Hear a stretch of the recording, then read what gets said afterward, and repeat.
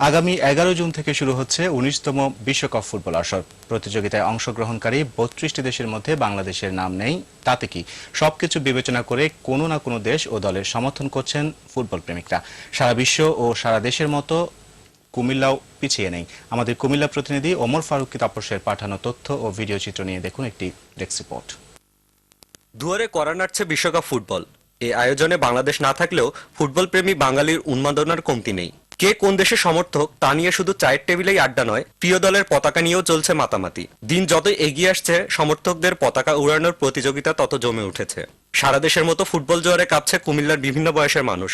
জেলার যে কোনো এলাকার উচ্চ ভবন, বাড়ি কিংবা দোকানের সামনে এখন শোভা পাচ্ছে ফুটবল বিশ্বের বেশ আলোচিত Brazil, Argentina, Italy, Germany, France সহ বেশ কয়েকটি দেশের পতাকা।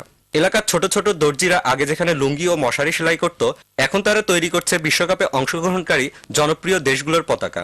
আমরা লাকসামের বিভিন্ন জায়গায় আর্জেন্টিনার সমর্থকরা অনেক পতাকা লাগিয়েছি। জার্মানি সাপোর্ট করি, আমাদের মহল্লা সবাই জার্মানি সাপোর্ট করে। আশা করি আবার চ্যাম্পিয়ন হবে জার্মানি। 4 বারের চ্যাম্পিয়ন ইতালি, আমি চাই 5বার চ্যাম্পিয়ন হোক। ফুটবল বিশ্বকাপকে সামনে রেখে অনেকেই কিনছে নতুন রঙিন টেলিভিশন। আকর্ষণীয় বিজ্ঞাপনের ঘোষণা দিয়ে এসব টেলিভিশন বিক্রি করছেন দোকানিরা। বিশ্বকাপ উপলক্ষে পুরানো টেলিভিশনের মেরামতের কাজ অনেক বাড়ছে।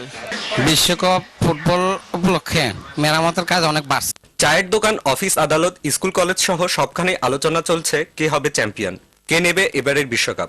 ব্রাজিলের সমর্থক, আমি ব্রাজিলকে ভালোবাসি। ব্রাজিলের খেলা আমার কাছে খুবই ভালো লাগে। সমর্থকদের এমন উন্মাদনা বিশ্বকাপ ফুটবলকে ঘিরেই।